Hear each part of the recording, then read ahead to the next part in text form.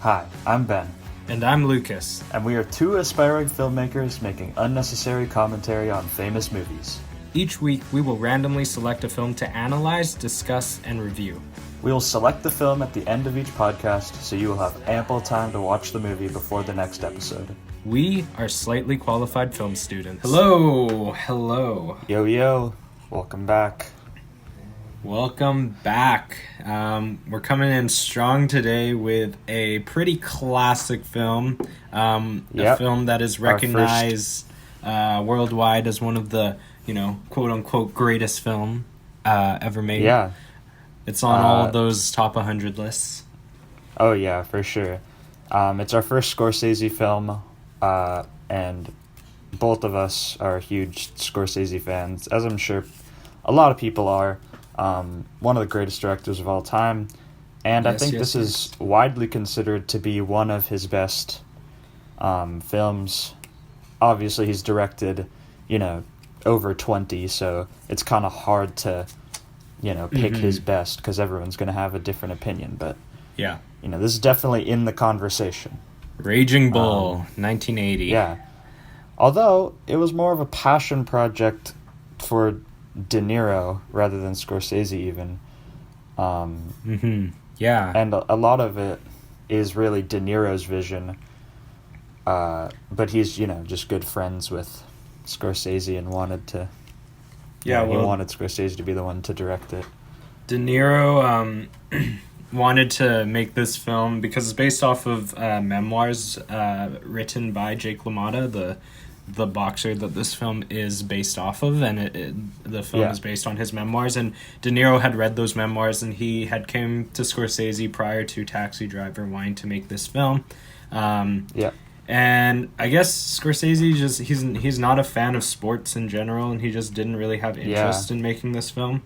But then Scorsese almost died from an overdose. Of a drug overdose. And I guess he just had a new light and a new thought, and he looked at this film in a different way, as it wasn't a sports film, but more of like I guess, kind of this redemption, but also this just cathartic experience for him to make it.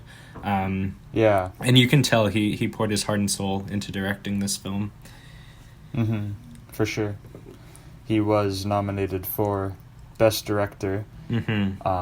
This film was widely nominated at the Oscars. I think it was nominated for 8 Oscars. Yeah, and it won Best Editing as well as Best Actor. Did it win anything else? Yeah, unfortunately, it was the same year as Ordinary People. I've never seen Ordinary People. Me neither. So I can't comment on whether or not I think that this should have won, but I think I don't know. This or The Elephant Man were in the same year. Right. Yeah. And I've heard kind of mixed reviews about Ordinary People. I'll definitely check it out. Like, I don't want to make the claim that this should have won when I haven't even seen Ordinary People, but I think it's definitely a debated topic. Yeah. Okay, so I'm going to read the plot summary here. So a middleweight ascends through the ranks to achieve his first shot at a boxing title, but his personal life, laden with paranoia, jealousy, and rage, scuttles his professional growth. That is the plot summary of Raging Bull. What do we think? Yeah. I think that's pretty accurate. Although, I think that this is kind of less about his... obviously it's involves his boxing career a lot, but it's really more about his character progression and just him as a person, and kind of how his wanting of being a successful boxer impacts his social life and his home life. Right. So I think the plot summary is pretty spot on. Yeah, I thought this was my first time watching this film. It's been on my to-watch list for a very long time, so I'm kind of glad the wheel landed on this, so I was able to, actually say, okay, let's go and sit down and watch this. And I didn't know a lot about this film going into it, and I really was expecting more of like a Rocky type film. Yeah, kind of like for a sure. your normal boxing film, whether it's Rocky or The He's Fighter. gonna come out on top, and Yeah, he's and yeah. it's going to be about him training, about him trying to get up there. And I mean, there's aspects of that sprinkled into this film, but most of this film it's a raw character study, and Yeah. it is about masculinity, about insecurity, about jealousy, about rage, and it's all wrapped around this like very There's a lot of problematic main character. yeah. There's a lot of parallels between this and Taxi Driver, Hmm. and really even in the characters of Travis Bickle and in Jake LaMotta, um, just in the way they live their life. And Robert De Niro is a great portrayer of these very toxic people. Yeah. Yeah, also this film was Joe Pesci's first real appearance in anything of note, and I'd just love to thank Raging Bull for pretty much creating the Joe Pesci that we know and love today. Yes. Absolute legend. Yeah. And Yeah, when I was watching this film, I kept thinking, kind of throwing parallels to Taxi Driver.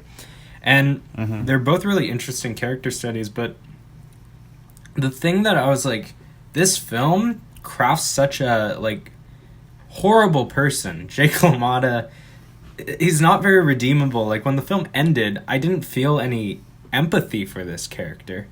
yeah, Whereas, I mean, I don't think you're supposed to. no, you're not supposed to, which is Necessarily. interesting. It's very, like, uncanny, because usually when you watch a film, there's some redeeming qualities, or there's at least, there's something that wraps it up that you, like, feel a little bad for this character. But this entire thing is just about this Awful person. he's not a very good person. Whereas, Travis Bickle, At least Travis Bickle, he kills another bad guy. Yeah, he's trying to help this child prostitute. He's trying to, like, there are qualities, even though he's messed up. And then there's also the fact that we know that he's a veteran, so he has, like, PTSD and all that stuff. Whereas Raging Bull, Yeah. it's like, what is up with this guy? And it's very interesting to look at. It might not be as entertaining for a certain extent, because maybe you're not connected as much with the character, but it is very interesting Right. to look at and try and study the character. Totally. Yeah. So, what was your standout scene? First time watching this, going in completely blind. Yeah, what was your standout scene from the whole thing? It's a pretty long film, so you got a lot to choose from. Yeah. Okay. Well, I mean, obviously, his last fight is, one of the most renowned Iconic. scenes ever. It's so iconic. But I mean, the scene I loved is when Joe Pesci as Joey beats up Salvi at the club. Yeah. I oh mean, my God. No way. It's such a classic. It's classic Pesci right there. I mean, we've And seen classic Scorsese. Yeah, too, it's honestly. classic Scorsese, but we've seen this repeated in many of Scorsese's films, whether it be Casino, Goodfellas, or even his Yeah, latest, definitely The Casino. Irishman. Joe Pesci, he's this explosive guy where in a second he's your best friend, and then he's slamming your head between a taxi cab's door. But there was something just incredible about the scene, not just the cinematography and the location of this restaurant and the crowded place and just how chaotic it was, but it felt different than all the other Joe Pesci beat up scenes I've seen before. It just felt so, I don't even know how to explain it, but it caught me by surprise, even though, like, I've seen this happen in many other Scorsese films. It's not a new thing that I haven't seen before, even though, it was kind of the first time for this to happen. This is Joe Pesci's first work with Scorsese, but I don't know. It was so interesting to look at how the camera was moving, how it was edited, Joe Pesci's overall acting ability in this scene, and it felt like not just Joe Pesci being a on edge character, but it actually felt like he brought a lot more depth to this character than he did in some of his other works, and I just For sure. felt a lot of emotion in that scene, and it was just beautiful, fun, entertaining. I love that scene. Yeah, I had that definitely. I kind of have two written down, and that was actually one of them. I didn't really think that was I thought that was going to be more of a controversial pick, but yeah, I just think that scene is edited really well, and it just kind of almost marks the descent into craziness that the kind of second half of this film explores. But for me, I think I have to go with when Jake gets the championship belt for the first time, that fight, opening with the long tracking shot of Jake going from his locker room, or whatever you want to call it, walking all the way to the ring, and just the fight, and him realizing that he did it. He's the middleweight champion of the world. Yeah, it's just a great scene. I love the way it's shot. I think it's one of the best shot scenes in the entire film, and I love its editing. I love me a tracking shot too. Yeah. And just when I think of Raging Bull, I just think of that slow motion shot of the referee walking over to De Niro and then telling him he won the fight, and just the slow motion reaction of Jake. It's one of the few times in the film that he's happy. It's kind of the success, and Right. like you were saying, instead of in Rocky, that might be what he gets at the end. That's like barely even halfway into this film is his big boxing success, and then it goes downhill. Well, Rocky didn't even yeah. win until Rocky 2. True. I like that scene a lot. I'll go with that. Although, I can pretty much group all of the boxing scenes into that category of really well shot and really well edited. Yeah, totally. Yeah. All of the boxing scenes were really impressive. Okay, let's move on to some audience questions then. Sure thing. I like that this is becoming a repeated segment. Make sure you guys keep sending questions, and we'll keep answering them. Yeah. Yeah, so we got some questions that are a bit more directed towards this film, which is awesome. Great. First question. There are many visual and thematic clues that imply Jake's redemption and salvation, possibly. Do you believe Jake finds redemption or salvation after the end of this film? Like redemption. Okay. I see. Yeah, I guess, I kind of like the open-ended nature-ish of the ending, with him reciting Marlon Brando's, quoting that monologue from On the Waterfront, like kind of referring to him and his brother his relationship. And to be honest, I really don't know if Joey and Jake mend their relationship, or if Jake mends his relationship with anybody, because really he falls hard, and Yeah, he does. his life after boxing is not a very good one. I know in real life Jake obviously did kind of rebound and mend things. So I guess if we're looking at this from the memoirs it's based off of / real life, then yes. But I guess I don't really know. Right. See, I was thinking no. And the reason why I was thinking this is because of the final monologue, and he chose to recite a monologue that is very blame heavy. The monologue is very focused on blaming his brother for all of his faults and stuff.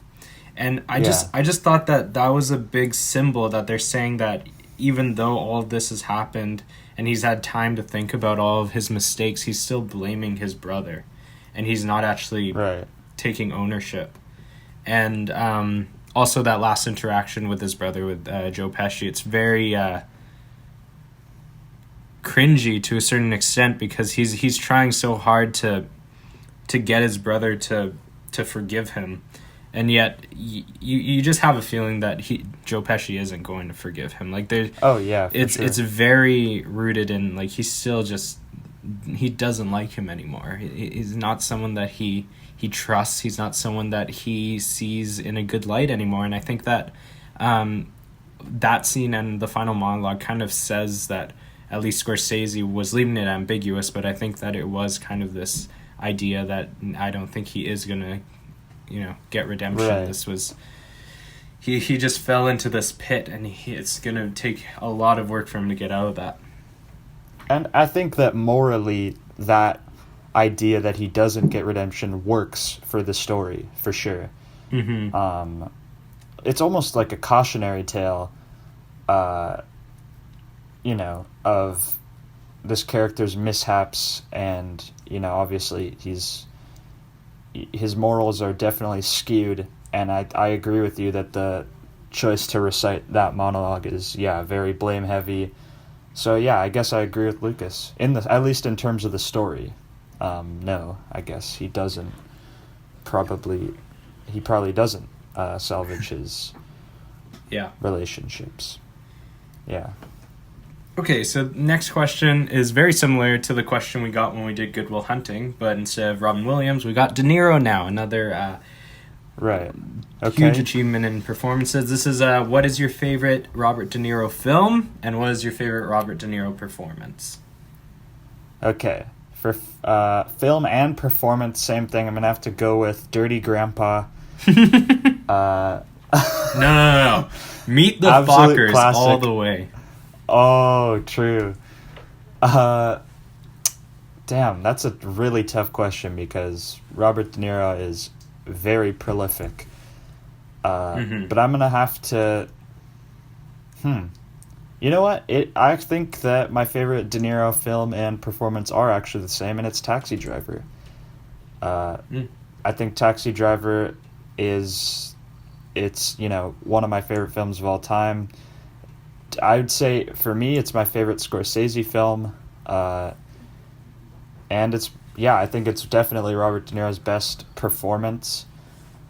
And I think it's my favorite film by him, too. Or with him in it. It's just the Scorsese film to end all Scorsese films. It's so unique and important, and just a great example that you don't need a huge budget to pull off a legendary film. And I don't really know what else to say. I mean, I don't know what to say about this question. It's really hard. I mean, I love Martin Scorsese. I've seen, I probably have seen 15 of his 22 films or something like that.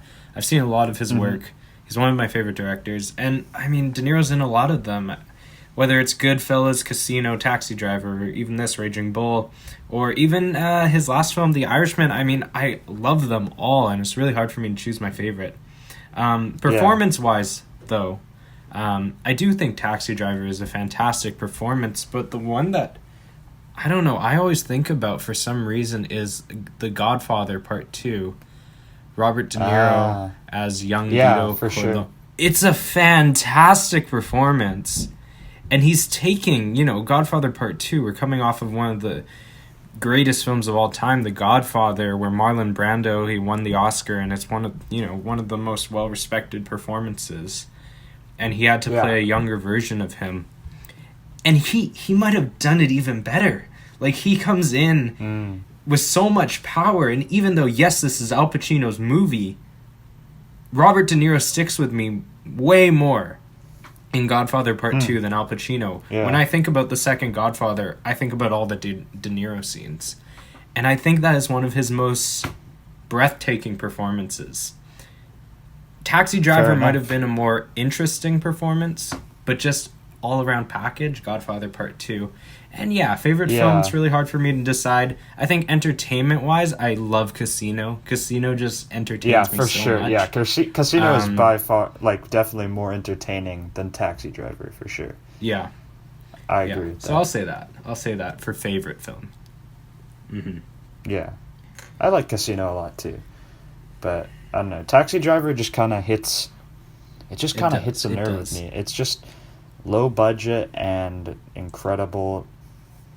Yeah, and Mm-hmm. I think his performance is just so, it's just almost surreal. It's so Mm-hmm. believable. It's Yeah. just amazing. Yeah.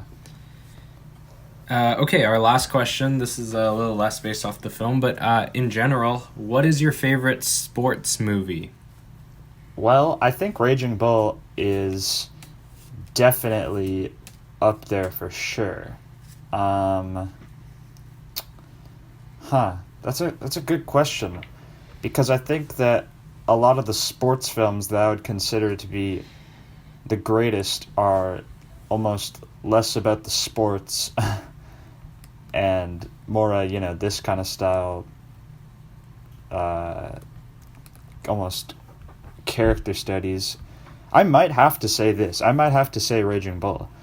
Um, I think Raging Bull is one of my favorite films of all time, and I just can't really like. What's your favorite sports film, Lucas? My favorite sports film, probably Foxcatcher. I really love that Mm, movie. fair It's the enough. Yeah, wrestling film. Steve Carell, yeah. Channing Tatum, Mark Foxcatcher is Ruffalo. good I just love that for film, sure. not only because it's a really entertaining sports film, but also it's a really interesting character study about mental abuse, and it turns into like a murder film. Like it's a very good film, but also Moneyball. I think Moneyball is a fantastic sports film. Yeah, Just when you're looking Moneyball's at just good too. pure sports, like a pure real sports film. Yeah, Like there's lots out there, and there's lots of really cheesy ones. But Moneyball kind of took the whole like just raw sports film and changed that kind of perception of them and really made a right. really interesting and educational film. Yeah. Yeah, I mean, I guess it's a hard question because you could look at that in so many different aspects. Like Raging Bull, for example. Um, if I say Raging Bull, you could argue it's not really a sports film because we don't even really see the boxing matches in full ever. Hmm. Um, yeah, I mean, I agree though that Moneyball and Foxcatcher are really good sports films also. I think in general Yeah. though it's definitely a weaker genre, but Yeah, I think especially when it's just the sport is the main part of the aspect. film. It's like just Where, go watch actual sports. yeah, Actually, you know what? You know what else is a good sports film now? Is Goon. Goon. I That's actually that's love good. Goon, the first I Goon. love Goon too, and that one's more based in actual sports, and hockey. Hmm. Uh, yeah, I guess I don't really have a specific answer, but I think those are a good four Nice, nice, picks. nice. Yeah. Well, let's take a quick break and then we're going to come in hot and ready for the review.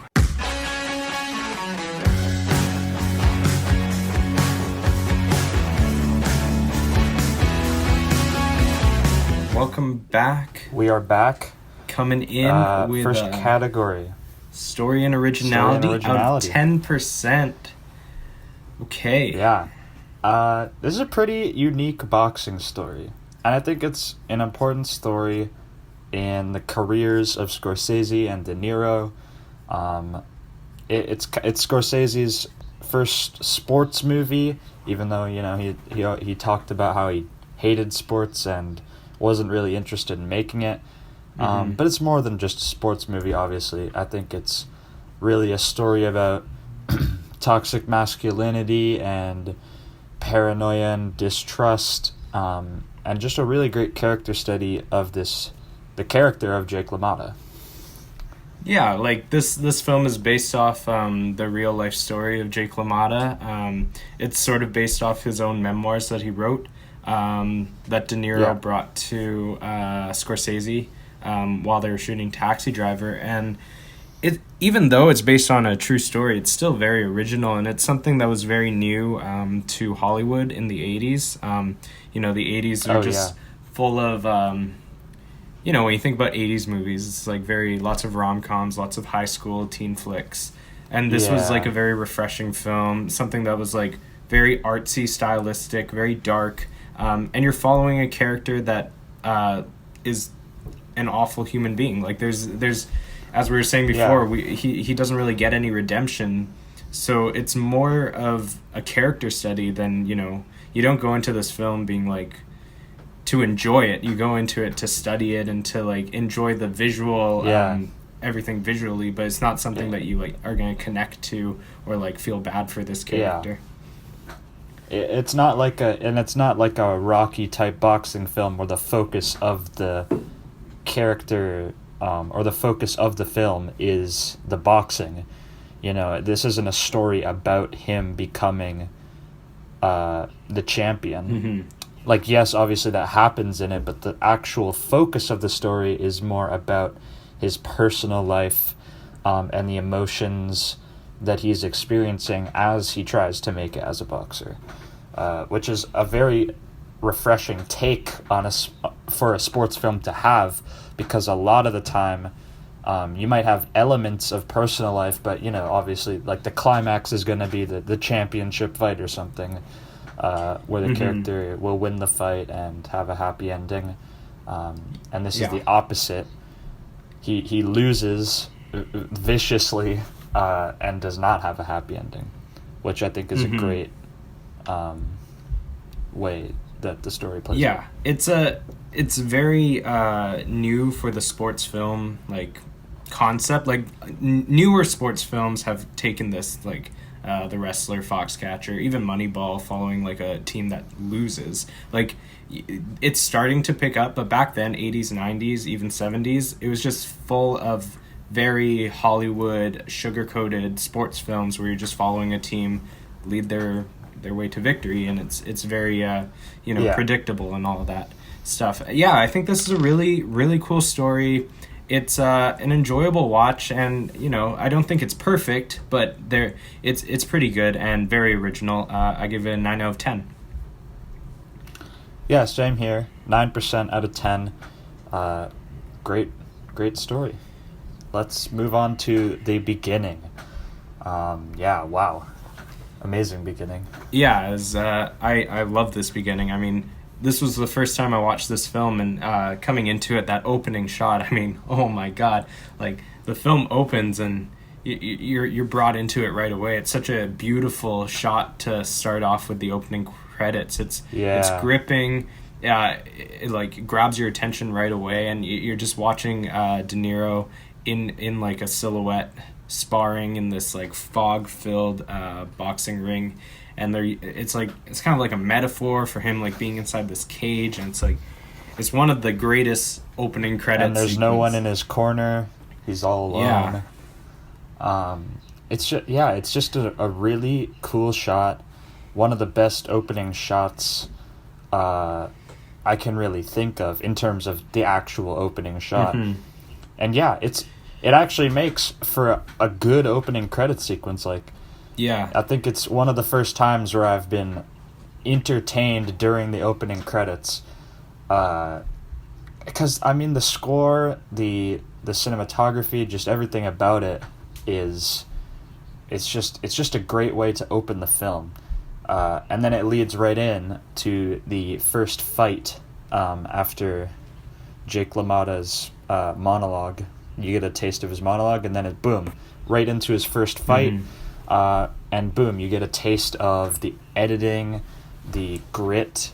That this isn't gonna be a glitzy film. Like right off the bat, you got blood and sweat flying everywhere, and vicious punches being thrown. And I just really love the way it opens. Yeah, I agree. It's super fun and entertaining. I mean, it does slow down after the first 15 minutes, but just this opening, first two scenes, it's super fun. And also we follow the boxing match right into him yelling at his wife, and then that great scene with him and Joe Pesci punching each other in the face. So you get this opening 15 minutes that's just solid filmmaking. I think it's a really good beginning. It sets up the story in a very original way. I like it. I gave it a 5 out of 5. Yeah, same here. 5%. It's really no question for me. I think the first act has problems, but in terms of the actual 15 minutes first setup, it's near perfection. Yeah, okay, so let's move into the ending, which is also out of 5. Um, I Yeah, really like this ending. great Yeah. ending. Yeah, it's a good And ending. Um, Scorsese, you know, Jake goes out. Scorsese's Yeah, just he's yeah, not a great he's not great at ending films in general. I'm a huge Scorsese fan.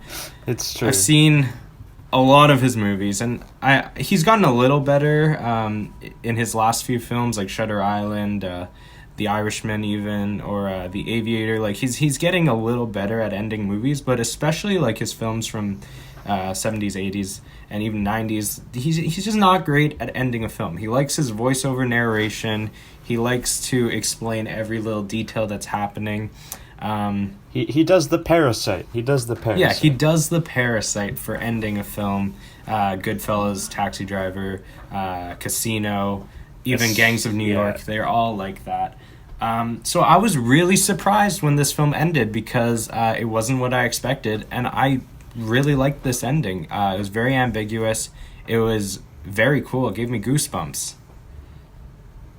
Yeah, I agree. It's a very powerful monologue, and obviously a very purposeful choice for his character to recite Marlon Brando's monologue from On the Waterfront.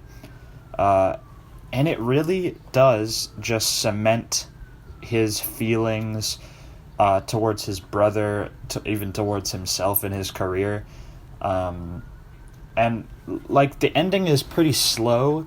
Obviously after he retires from boxing, it's a good 25 to 30 minutes of almost like the come down, and seeing his later life.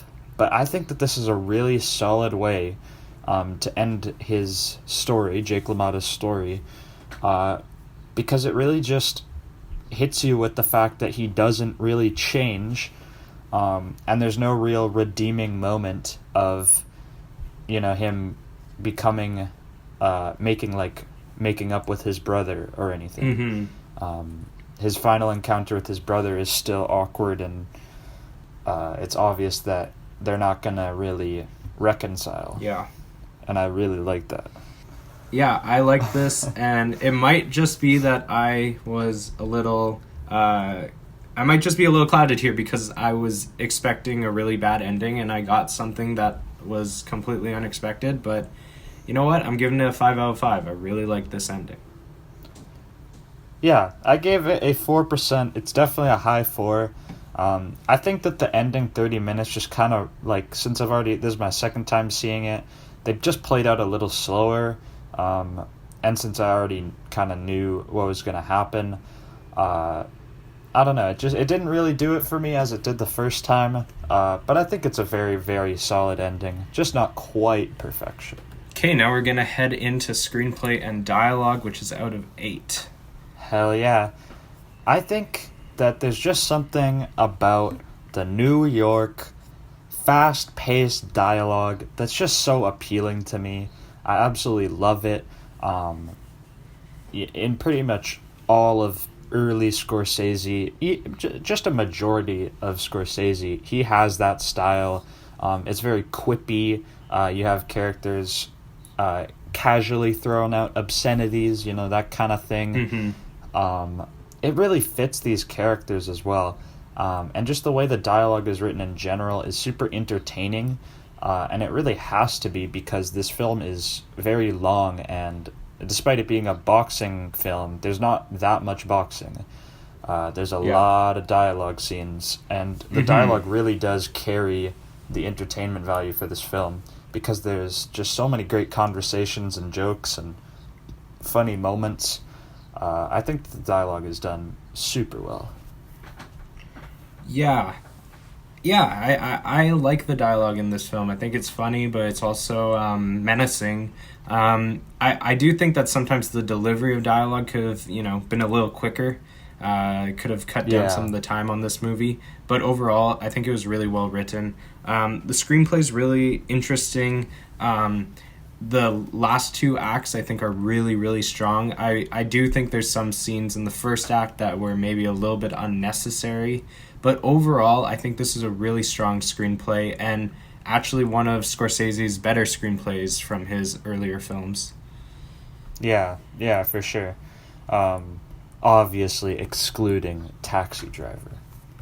Mm-hmm. I mean, although that's more of that's a simpler screenplay in a way when you have less Yeah.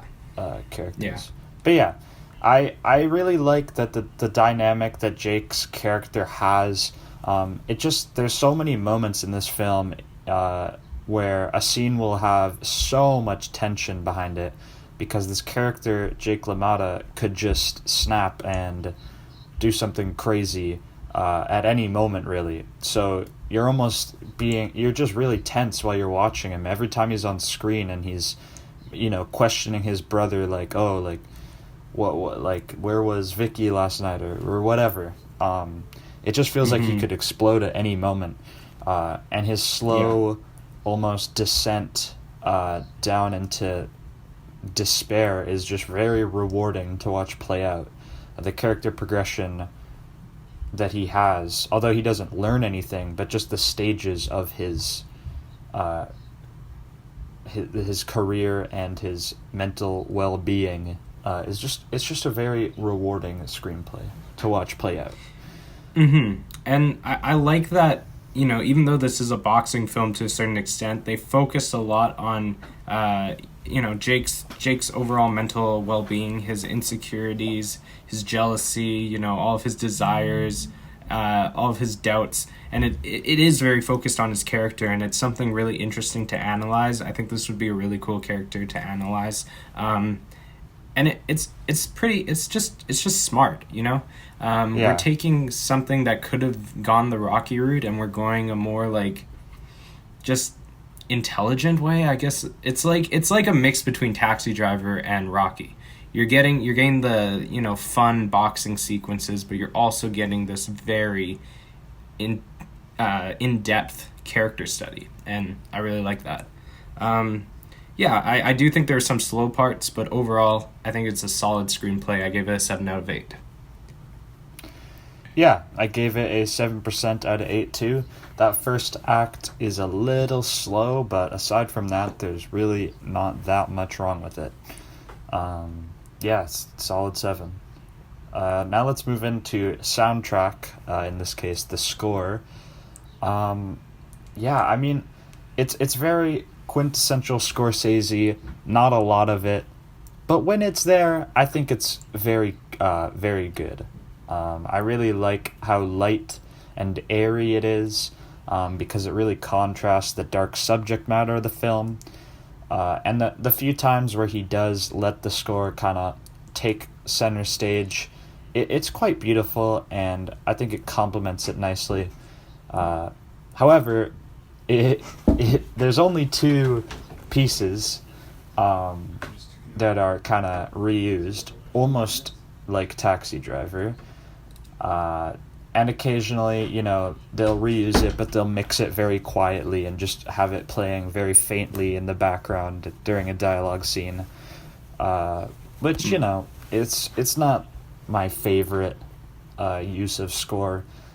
And a lot of the film has no score or soundtrack behind it.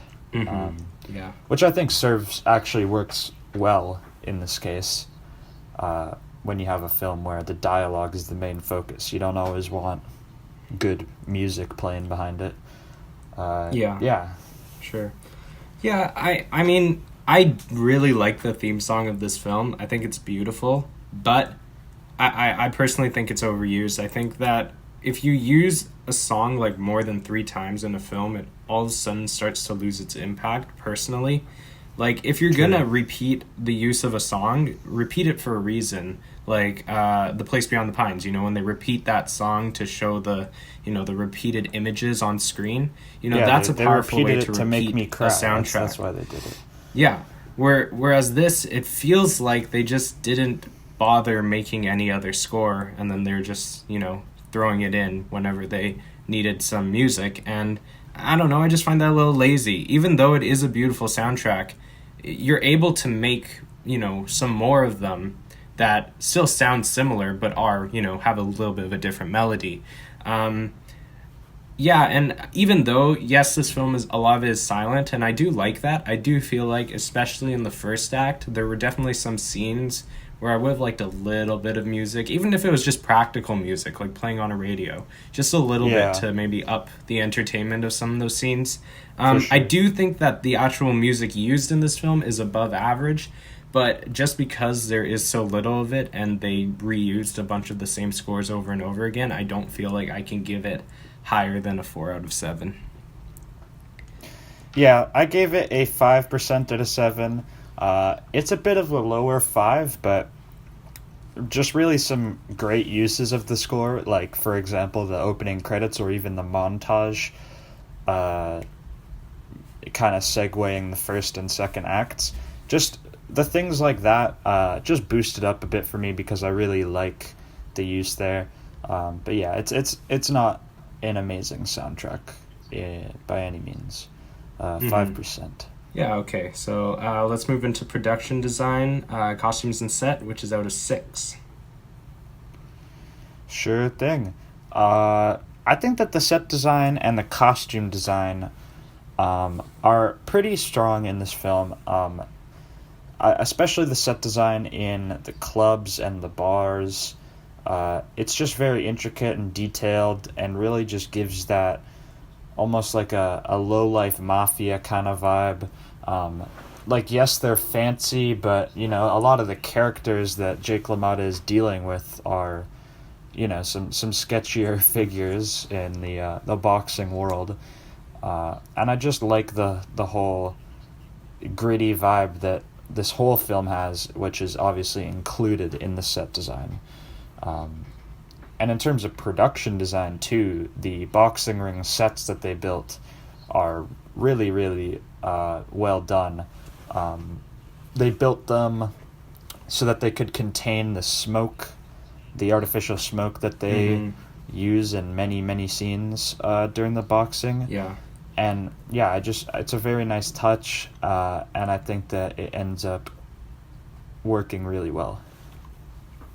Yeah, I thought that all the costumes were really solid. I do feel like they could have maybe got a different array of some suits, because like there's some scenes in the restaurants where all the guys seem to be wearing like very similar suits. I would have liked to see a little, different style just to, change it up a bit. But overall, pretty good. I think that the lighting is very cool in all the boxing scenes. Yeah. And I think that, that it really was able to show the production design, like especially the rings that they made and, all the smoke that they were using. All the boxing rings that they use in this film are different sizes in order to kind of be like a metaphor for Jake LaMotta's mental state, which is pretty cool, the size of it being different and showing like where he is in his life at the moment. And yeah, the clubs, the restaurants, all of the set decoration in those scenes is fantastic. And those were some of my favorite scenes in the entire film. I just loved looking at all the like stuff going on in the background in all of those restaurant sure. scenes. Yeah, I think the production design is really solid in this film. It could have been a little better, but overall, pretty strong. 5 out of 6 for me. Yeah, same here. 5% out of 6. Let's move on to location selection, also at a 6%. Yeah, I think this is pretty similar. We're getting a lot of pretty good locations, especially the restaurants and clubs again. Yes, a lot of it is upped by the set decoration, but just the overall look of all of them, the architecture is really strong. The apartment that Jake LaMotta lives in, they actually used Jake LaMotta's real apartment at the time. So that's pretty cool. And the outside shot of it, like when he's walking out and his wife is yelling at him off the balcony, is really cool location. And yeah, I think most of the locations are really strong. They fit the world that we're in. There weren't any that blew my mind or any that really caught my attention, but I think overall it's pretty strong, the location selection. Yeah, I agree. I think that really what this film has is just consistency between its locations. I didn't really feel like there were any lazy selections. They were all very purposeful, and they all worked out really well when paired with the cinematography. Even in Act 1, when things might be a little slow, I really like the locations, like, I don't know, the mini golf that they go to, or the hotel with the pool that everybody hangs out at. I just like the little locations like that. They just add some nice outdoorsiness to this film, because a lot of it takes place in very, like, dark, moody interiors. So I like those bright moments. Yeah, I think it's 5% out of 6. Nothing insane, but just very consistent. Yeah, 5 out of 6. I like it. So let's take a quick break, and then we're going to come in with our second half of our review. We're going to hop into cinematography.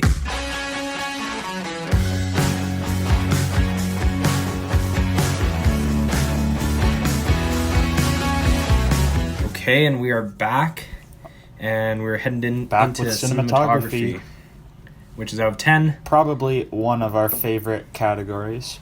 Yes. Because we're film nerds. We like to look at this kind of stuff. We do. And I really love the look of Raging Bull. It's very high contrast black and white film. And it just gives this super gritty aesthetic to the visuals of this film. Especially during indoor scenes. Like I said, during location selection, I liked the outdoor stuff. But to me, that's when the cinematography was weakest, just because of such, like, the look that they had going while they were indoors. Like, once you get that kind of faded film, black and white outdoors, it just doesn't look as good when you have all these really cool boxing scenes that have super high contrast, and then you have this very low contrast outdoor stuff. Yeah, that's true. They almost dug themselves a hole by making such cool looking shots inside, because then the outside stuff doesn't look as nice. Yeah, it's like when they're inside though, it's strong. It's true, but I would have liked them to just work the lighting a bit better. Like, of course, it's beautiful in the boxing ring. The lighting is amazing, but I mean, like, have that concept and then keep it going throughout the film, kind of like Enemy. You know how Enemy has a very distinct look, and it keeps it going throughout the entire film. Yeah, like totally. They could have taken the whole, like, palette and look of the boxing scenes and just carried it through the whole film, and all of a sudden everything is just going to start looking way more gritty. And all they had to do was just throw some harder lights on. I think they do it. I think they carry that vibe pretty well during, like, the bar sequences. Yeah. Or the clubs. A lot just of the because daytime of how darkly scenes lit they are. I would have just liked, agree. Some harsher lighting, some nice shadows, a bit more contrast. But I think that the cinematography in these moments with amazing lighting, creating that amazing contrast, makes up for it. Just because of how much eye candy there is in this thing. How many boxing matches are there again? Is it 8? Or 8. 8, but there's 4 of them are very short.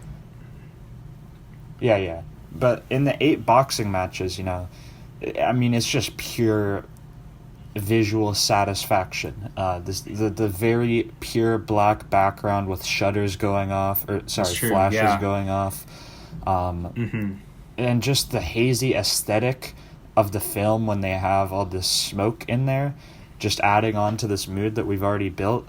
And then, to be honest, my favorite shot sequence is the final fight.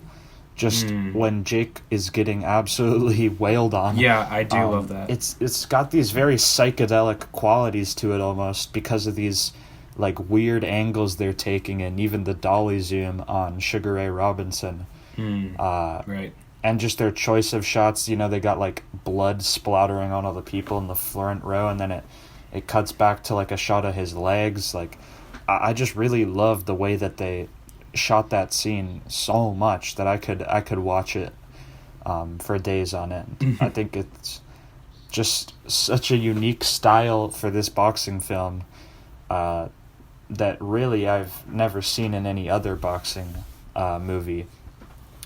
Just the way that they shot them, they have the camera very close to the characters. They got Michael Chapman to get into the ring with De Niro and his opponents, just to get those really close-up, almost POV angles.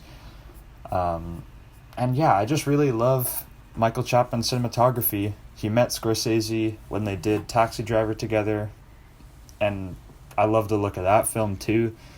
And I love the look of this film. I think it's very, very strong and one of the most stylized films of Scorsese's career. Yes, it is very stylized, and it's very innovative too, for the time, using these dolly zooms, lots of pans and tilts, black and white. But the dolly zooms, I mean, the final boxing sequences, it's such a recognized scene, and it's talked about in, anywhere you go, anytime you talk to someone who likes film, or just look at any website talking about film, they always reference, that scene, because it's so interesting, not only through the use of editing, but just how it looks and the different camera movements they use for that scene. And I just wish that they used more camera movement in the other scenes. I mean, for the most part, all of the scenes that are outside of the boxing rink are very static, tripod, rule of thirds kind of shots. And that's not a bad thing, but I do think it would have been more interesting, if this film had some handheld, if this film just had some a few more tracking shots. It has one, but it's only a minute long. And I think overall it's a good looking film, but I just would have liked more movement in the camera just to make it a bit more interesting, a little bit better lighting. But the boxing sequences are so good that they make up for this. They're so good that I can boost this mark up. And there's really nothing wrong with the boxing scenes. The only thing is maybe there's a couple shots where, you can see that the hits aren't hitting, but other than that, it's very stylized and it just looks really good. I gave cinematography an 8 out of 10. I think it's very strong, and because of how revolutionary it is, it deserved to be boosted up. Yeah, I gave it a 9%. I agree with Lucas, but I just wanted to boost it more because it's sick and awesome. Let's move on to editing, though, which is at 8%. Oh, I love the editing in Raging Bull. It won the Oscar that year for Best Editing, and I think it was totally deserved. I mean, the editing in this film is not only very technically strong, but they have a lot of creative choices in here that really emphasize the style of the cinematography. It just really makes the two go hand in hand so well that the film really comes to life. And obviously this is especially present in the boxing matches, because you not only have these super gritty shots being taken, but the way that they're spliced together is just so fast paced and like I was saying, almost psychedelic in nature, that it really just makes these scenes so captivating and entertaining and just really astounding for 1980. I mean, obviously the rest of the film is edited technically super strong, but to me what I notice most is just the super creative stylized looks of the boxing matches. I really love it, how they cut to the flashes. I mean, it's just mwah. Yeah, that's true. This film is edited by Thelma Schumacher, who has been editing pretty much every single Scorsese film he's ever done. They've been working together since his very first feature film. So by the time Raging Bull came around, it's like his fourth or fifth film. They kind of knew what they were doing. They were able to bounce off each other, and there's a reason why this film is so well edited, and a lot of it is shown through the boxing sequences, just how chaotic and how sparse all the editing is, cutting to slow-mo and then to just slow motion and then regular, and then cutting to lights flashing, blood splurting, breaking the 180 rule. There's so much chaos in those boxing sequences that they're some of the best edited pieces of cinema.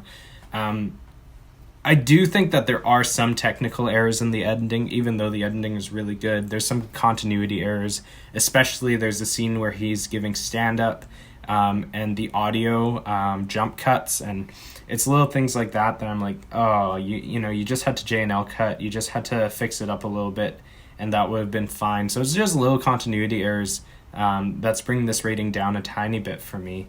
But overall, the editing is really good. I would have liked a little bit more contrast on some of the more outdoor daytime scenes, but overall, I agree with you. It's some great editing. I gave it a 7 out of 8. Yeah. Yeah, I really had to give it full marks. It's my first time giving a film full marks for editing. I think it just really stands out to me as one of the most technically sound, except for, a few continuity errors and maybe some issues with the sound mixing and Foley. Mm-hmm. But overall, it holds its own technically, at least for the time. And it really just adds these creative splashes that really boost the entertainment value, in my opinion, and the artistic flavor of the film as a whole. Okay, and I think that without the editing style, I think that this film would have been that much worse. So yeah, full marks. Yeah, I agree. It's a beautifully edited film. Maybe I didn't think it was as good as you did, but this I do recognize. We're that not this gonna film see is eye to beautiful. eye all the time. Yeah. Okay, so let's move into acting. Hell yeah. Which is out of 10. This film has some very solid performances from both Joe Pesci and Robert De Niro. Mm-hmm. They give the best performances in this film. And thank God for this they film, do. because it basically Definitely. introduced Joe Pesci to the world of acting and to Martin Scorsese. Mm-hmm. And we all know how that worked out. He made some incredible films with him down the line. So we have Raging Bull to Yes, he thank did. for the wonderful Joe Pesci. And he gives such a good performance in this. Mm-hmm. He really does. And I know everyone talks about Robert De Niro's performance, which is amazing. But for me personally, I was way more captivated by Joe Pesci. For some reason, I felt like he was just giving it his all. And even though it is a character that we've seen many times, that Joe Pesci has portrayed, whether it's Goodfellas, Casino, or even The Irishman, I found this one to just be slightly more grounded, and it felt like he was more three-dimensional than his other characters. Yeah. Even though he still is like a loose cannon, and even though he's still playing that character who can, go off the rails at any moment, he seems to have a lot more heart, a lot more depth, and especially in the second and third act of this film, when he becomes more of a family man, he starts to have a lot more morals, and he starts to feel empathy for a lot of the other characters. And I just found his character super interesting, and I thought Joe Pesci did an incredible job portraying it. But I also think, Robert De Niro just does a phenomenal job. His monologue at the end, that jail cell scene, he gives one of his strongest performances here. It's fantastic. Yeah, I mean, De Niro's performance is just incredible. Obviously, the weight loss and gain and everything in between was impressive and really just showed his dedication to the project, as he was the one that brought the script or the memoirs to Scorsese originally. But I don't know. There's something about all the performances in this film that's just so solid. That is a bit rare to find in a Scorsese film, to be honest. I feel like sometimes the supporting characters just aren't cast as well in a Scorsese film. Like, he'll have his main ensemble of absolute talent, but the more supporting characters just won't be as good. But in this film, I think all the performances across the board are really, really solid. It's not quite perfection, but I mean, overall, this film is a very slow-paced film, and it relies heavily on the acting and dialogue to keep itself going and to keep the audience entertained, and it really succeeds. And the actors are really able to bring the dialogue to life and just really execute solidly. So I think it deserves a 9% out of 10. It's not necessarily perfect, but I think it's very, very strongly acted. Yeah, I agree. I also gave it a 9 out of 10. I think it's solid. All the supporting characters were good. The one that stood out to me was Lorianne Flax, who plays Jake's first wife. She's not in a lot of the film, but I felt that she was keeping up with Joe Pesci and Robert De Niro, which is a hard thing to do. And she was giving it her all. I really liked her performance, and yeah, all the supporting characters, Vicky, Salvi, they're all just strong. Even though some of them don't really have a lot to do, they give it a pretty good performance. I mean, there's a few characters here and there that, it's not amazing, but overall, it's just a strong cast. Yeah, I agree. 9 out of 10. All right, let's move into entertainment value out of 10%. I think this one scores a bit lower. It's a pretty slow film. Like, there are the short bursts of energy you get when during a boxing match, or even just Jake doing something crazy or having an outburst. It gives you those bursts of energy, but there's a lot of very slow talking scenes. This definitely was a film that I would have hated as a kid, just because of how much talking there is. And now I can appreciate it a lot. And I think that even though, yes, there's a lot of talking, like, I think it's entertaining, but at the end of the day, if you have a 2-hour film driven by dialogue, chances are it's not necessarily the most traditionally entertaining film of all time. Yeah, I agree. And, your dialogue has to be really good for it to keep that entertainment value. Like, for us, we gave it, a 7 out of 8 for screenplay and dialogue, which it's pretty good. But, like, if we look at Good Will Hunting, which we both gave 9 out of 8 for screenplay and dialogue, there's a reason why that film's a lot more entertaining, even though it is all dialogue. It's because the dialogue is so gripping. And even though this film is really well written, the dialogue just isn't there to carry all of those dialogue-heavy scenes.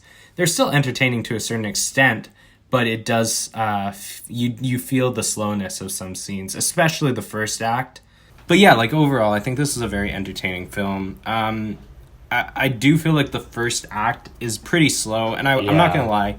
The first 30 minutes after, like, that opening 15, I was a little bored. And I think that was the first time in all of the films we've done so far that I was sitting there and I was genuinely, I was feeling bored. I wasn't into it at that moment. But after the little montage scene where we see Jake and Joey grow up a little bit and they get married and have kids, after that point, I felt the movie picked up immensely and I was in it. I was ready to go. And even though the third act is a little slower, I still really enjoyed it and I was entertained. Yeah, for sure. So really the only thing bringing it down for me is there's a few slow scenes sprinkled in, and definitely the first act is bringing it down. But overall, I do think it's a fairly fun film and I enjoyed watching it. Yeah, I give it a 7 out of 10. I gave it an 8 out of 10. Yeah, I totally agree. The first act is pretty slow. But I don't know. I really think that the second act in particular just has a lot of boxing, a lot of very high energy scenes, and it really gets me hype. And in terms of rewatchability, it's a very rewatchable film, as long as you give it, ample time for you to kind of get it out of your head. I think it was a great rewatch. 8%. Yeah, okay. Overall technical achievement, which is out of 15. This film is very strong technically, and it's also very innovative. The only thing that's really bringing it down for me is the soundtrack and a little bit cinematography. But just because of how revolutionary it is, this is getting a pretty high mark for me for technical achievement. Oh, yeah. Like, really, it's just, the soundtrack. If they had just written a few more scores and put it into the film, this film the grade would have upped for me so much more. And, just a bit better Foley work. That's really all this film needed. True. But yeah, still getting a high percent for me. I'm giving it a 13 out of 15 for overall technical achievement. Yeah, I mean, if you look at, I gave it perfect marks in editing and only 1 down in cinematography. I think that technically speaking, this film is done extremely well. Not perfect, especially looking back on it. It is 41 years old. But I think it won an Oscar for editing for a reason. And I think it's probably the strongest edited film I've seen so far on our little podcast quest. So I'm giving it a 14% out of 15. Still not perfect. I don't know if a 15 will ever come. Cool. Who knows? Okay, that's great. So let's take a quick break, and then we're going to come back, tally up our total percentage, and then get ready for next week's podcast. Spin that wheel. Oh, yeah.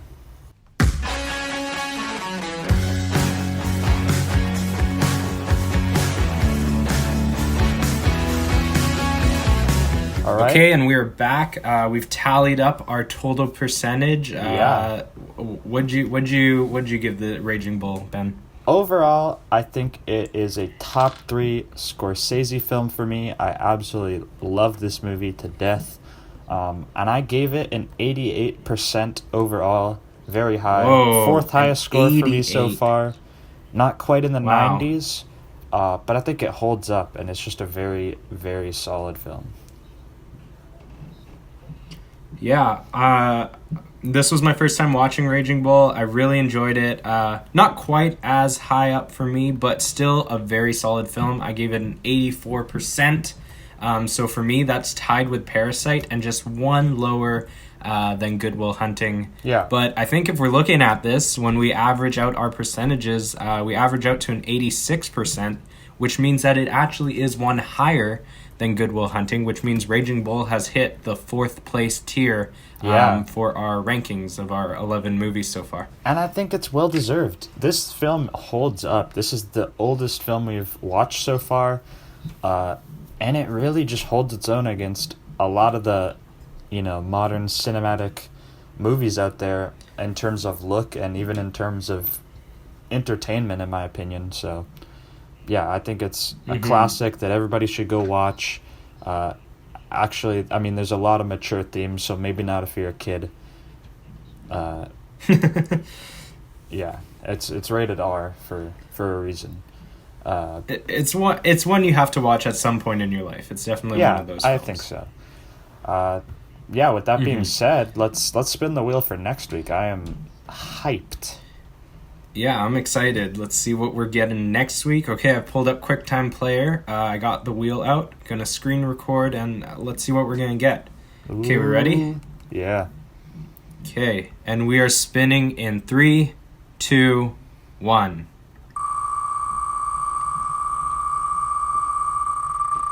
Whoa, what are we landing on? Oh, very cool. I'm hyped for this. Yeah. We have landed on The Master. Oh, let's go. Oh, I love The Master. I've only seen it once. Paul Thomas Anderson's.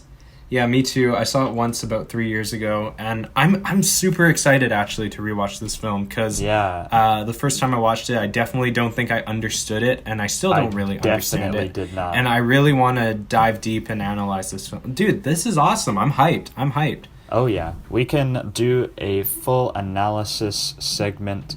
I mean, this is an incredible film. I think it's definitely Paul Thomas Anderson's masterpiece. At least in terms of as an all-around film. As an all-around film, I think Boogie Nights is superior, just because I love Boogie Nights. But The Master is extremely well done, and Paul Thomas Anderson has said himself it's his favorite film that he's done, or his what he thinks is his best. I got the. You get to watch a beautiful performance by Joaquin Phoenix the late great Philip Seymour Hoffman. Rest in We peace. got Amy Adams, Rami Malek, Jesse Plemons. Yeah, Jesse Plemons. It's going to be a fun watch.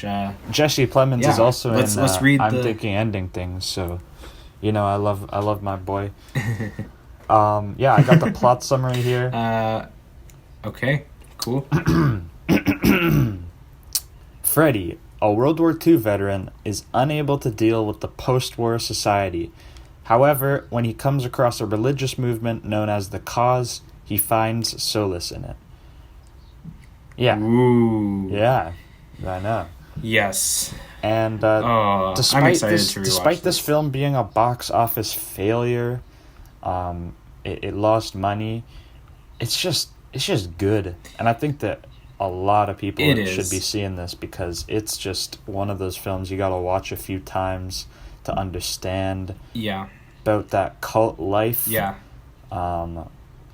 which maybe it kind of hits home for Joaquin Phoenix, and that's why he took the role. Yeah, it's on Prime Video, so everyone go watch The Master. For sure. But guys, thank you for listening. This Yeah. was our 12th podcast, which is awesome. That was Raging Bull. So we'll see you all next week with The Master. Oh yeah, see you guys later.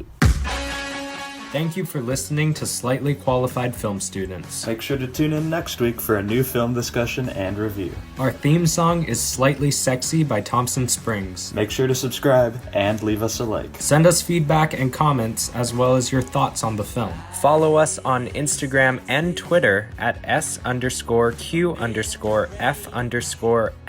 If you would like to send us a question or a comment for next week's episode, you can email us at sqfilmstudents@gmail.com. Thanks for listening, and we'll see you all next week. Bye.